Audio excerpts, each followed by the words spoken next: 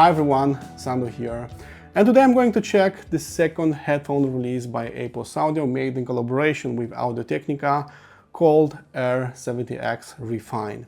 Unlike their first headphone release, the Apos Caspian made in collaboration with me and with Kineton Audio, these will be a limited edition run, and as far as I know, only 1,000 pieces will be made available. First of all, it needs to be said that except for the headphones themselves, which I've got from Apos Audio, no other incentives were given, so this will be my honest impressions, but I will also include a few headphone measurements at the end of this video. ATH-R70x will cost you $299 US, and before checking them out, let's unbox them first. The unboxing experience is great, but don't expect tons of accessories, as except for the headphones themselves, you'll find a detachable cable, a transportable velour pouch, and a user manual. The headphones are protected with tons of soft foam, and that's more important than fancy packaging that could potentially increase the asking price. The cable quality is decent. We have a 3.5mm termination with a screw-type 1/4-inch adapter, so you can use it with portable and desktop equipment. And on the headphone end, we have locking 2.5mm connectors. The only issue I found with these connectors is that there is no way to find which is your right or your left channel, as there are simply no markings on the cable. However, you can use a test track and determine which is your right and left channel. The stock cable doesn't have nasty microphonics, but since it's terminated with a locking 2.5mm connector on the headphone end, upgrading it will be a challenge. As for the headphones themselves, without a doubt, these are the lightest headphones that I have tried at my place.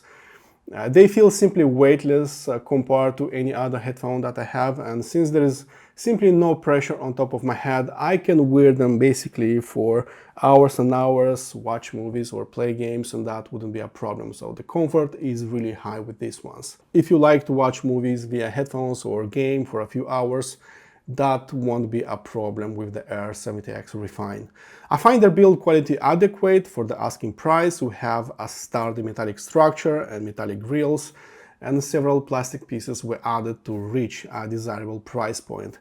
As a small comparison, I find their build quality slightly better compared to a pair of Sennheiser HD660, but it's not as sturdy as the Hifeman Sundara. In terms of comfort though, these are better than both, and I find them a perfect candidate for late night listening or gaming sessions. I never tried the original ATH-R70x, but these have thicker ear pads, they don't apply lots of pressure around my ears, and more importantly, my ears are not getting sweaty in the summertime. Overall, their build quality might not look fantastic at first sight, but after playing with them for a few days, nothing is wobbling around and I don't hear cracking noises when putting them on my head. Checking out their specs, we are dealing with an open back pair of headphones that use 45mm drivers. They have a higher than usual impedance of 470 ohms and also a sensitivity of 98 dB per 1 single milliwatt of power. The 470 ohm impedance feels like a double-edged blade. On one hand, they are completely neglecting the noise floor that is coming from your source or amplifier. On the other hand, they demand a much higher voltage versus, say, a 300, 150 or 50 ohm headphone, benefiting tremendously from a dedicated headphone amplifier, but more about that in a minute.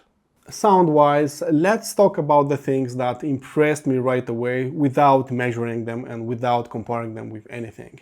So right off the bat, what surprised me was the mid-range purity, which was standing out above the rest compared to any other skill that ATH-R70x is having. So if you ever tried an upper-class Audio-Technica headphone, especially the ones with wooden caps, then you know exactly what I'm talking about when I say that the mid-range is pure, is crystal clear, it's very organic, it's easygoing, it's very easy to understand, it's very easy to follow. Now, except for being an audiophile, I'm also a cinephile. And for people like me, it's very important to have a pair of speakers or headphones that do justice to the vocals, because for non-native English speakers like me, hearing what they are saying is very, very important, and that is very easy to hear with the R70X Refine. The mid-range itself is not pushed forward, and personally I don't find it emphasized or colored sounding, but at the same time I consider it purer sounding. It's very transparent, it's very easy to focus, it's crystal clear. So things which are very impressive on the R70X Refine. The vocals from movies, games, and music are very clear, and the rest of the mid-range, like string instruments, wind instruments, sounded quite lifelike to me as well.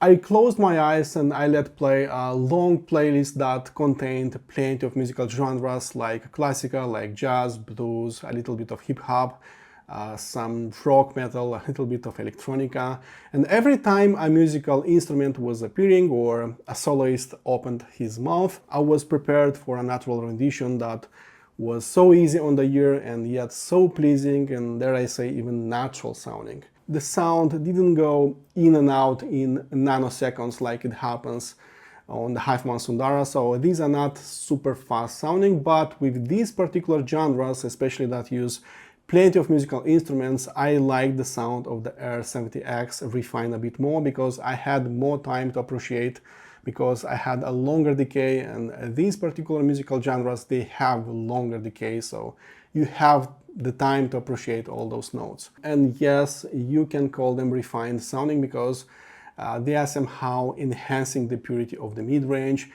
Everything appears clear, transparent, and natural sounding at the same time. Their tone and timbre stood out as well, and it's very close to what I'm usually getting from a pair of Sennheiser HD660, but at the same time the sound was clearer, it was wider, airier, and I had a nicer note separation on the R70X Refine. The second part which impressed me is the ability to push a wall of sound, constantly bombarding your eardrums. Also, the Soundstage is quite unique, quite different sounding compared to what I'm getting from the usual, dynamic headphones that I own. And also, note separation is actually quite outstanding.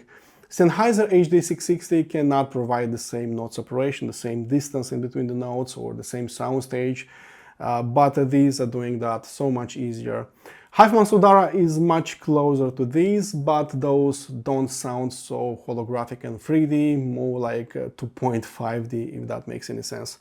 Of course, these are not sounding as colossal like HD800 by Sennheiser or ATH-R Ribdis or Mese Elite, but these are not that far off when properly driven with, say, an OTL amplifier. I didn't expect such an open sound with these because we're dealing with a smallish 45mm driver compared to, say, 100mm drivers on planar magnetic headphones.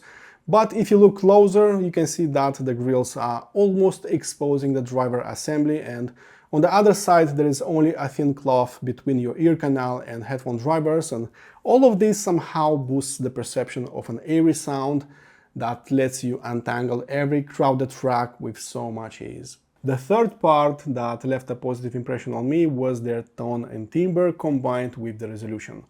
The resolution itself is quite good, especially in between the mid bass and the lower treble, so basically 80% of their frequency response, but their frequency extremes like the sub bass and the upper treble weren't exactly as sharp, as defined and punchy, transforming it into an easier to listen to headphone. I don't find them sharp sounding in the treble, and if you are using Hofmann headphones, the first thing that will come to your mind is that something is missing, and indeed all of that sharpness and leading edge isn't exactly there. And this can be a plus or a minus depending on the use case, depending on your preference. It will be a minus if you like to hear those sharp leading edges, sharp contour of the notes, or just making gear reviews like I do, but it will be a major plus when watching movies, playing games, or listening to music for a longer period. Resolution is above average on R70X Refine, but the way they are providing that information is very easygoing, very natural in a way. Nothing is pushed in terms of frequency range, and since the mid-range is pure and crystal clear, the timbre and vibration of the music always feel just right. Now into less impressive things which might or might not bother you long term. The so-called transit response that combines the speed of sound with the final kick that lands on your eardrums was not so impressive on the ATH-R70X. These are not exactly lightning fast sounding, and these won't rattle your skull with some drum and bass notes. So bass heads should probably look elsewhere, because the sub bass is rolled off by a few dB. Not only you are not getting the information from that region, but also the final kick and the energy is not really impressive in that region. So these are not snappy, fast and impactful sounding in the sub bass region. Overall, the bass heads won't get impressed by the lightweight bass of the ATH-R70X Refined. However, I have a cure, and that cure is called XDO TA26S, an OTL or an output transformer-less tube-based amplifier that is currently on sale for $280 on Apos Audio Store. You see, their 470 ohm impedance does miracles with OTL amplifiers that were made exactly for high impedance loads like this. And once I switched from a solid-state amplifier to the TA26S, the sound got punchier, the bass became meatier as well. I got more energy and a stronger kick in the sub-bass, and I can no longer describe the sub-bass as problematic sounding on the ATH-R70X.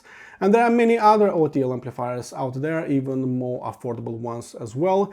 And if you don't want to buy, OTL or tube amplifiers, you can go with solid-state amplifiers that have higher output impedances for their headphone jacks, like 60 or 120 ohms. There are plenty of such amplifiers on the market, and those will again alter the frequency response of the ATH-R70X Refined, adding more oomph in the bass and slightly calming the treble output. The frequency response of the ATH-R70X Refined is surprisingly good. I say surprisingly because older Audio-Technica headphones never really followed a linearity curve in terms of frequency response.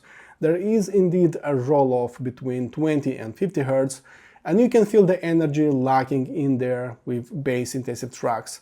The mid-bass, on the other hand, is exactly what makes these fun sounding. The sound always feels weighty and full-bodied, since we're dealing with an outstanding mid-bass that isn't leaking to the mid-range region. If you want a slightly more bass energy, as mentioned before, an OTL amplifier or a high-impedance headphone jack will be boosting the bass region by a few dB for even a bolder sound across the board. Unsurprisingly, the mid-range region is what makes this quite special sounding. For example, the vocals are piercing the veil even in less than perfect recording, so it's so much easier to latch to their gutturalness, to their vibration, to feel their human nature. Their outline is so much purer, and focusing on vocals or any string or wind-based instruments becomes a child play. It looks like a straight line on the mini DSP ears, and this is what makes them so easygoing and natural sounding. While the trebles are looking like a roller coaster on my mini DSP ears, it's very important mentioning that the treble output never goes up by more than 1 or 2 dB from linearity from my 84 dB sine wave, meaning that no matter what you do, these will never get harsh or bright regardless of your source and regardless of your amplifier. The upper treble slowly rolls off starting with 15 kHz, so again, these are easy to listen to in long listening, movie or gaming sessions with zero brightness or listening fatigue. Their distortion is surprisingly low. Only the sub-bass region struggles to maintain it below 5%, but everything else stays around 0.2 and 0.5% at an SPL of 84 dB, and this is a usual sight for a pair of open-back dynamic headphones. And last but not least, their spectrogram shows a minor ringing of the diaphragm in the bass region, since these are slightly struggling exactly in that area, so between 20 and 50 Hz. Wrapping up, these are not perfect sounding headphones from an objective or subjective standpoint, and their build quality is not the strongest point. However, I don't know a perfect headphone even at $8,000, so finding a perfect one feels like a never-ending story even at unobtainium prices. While their transit response wasn't lightning fast and their resolution wasn't up there with entry-level planners, I believe there is a long list of skills available that are making them truly unique. The note separation, the soundstage, the depth, mid-range purity, their tone and timbre, their easygoing nature, their affordable price point. So yes, I see a lot of value with this headphone at $299 US. And let's not forget that just 1,000 units are available, so making them slightly more desirable. And yes, I do recommend them if everything I just said resonated with you. That's all for now. Thanks for watching, and I'll see you very, very soon. Cheers!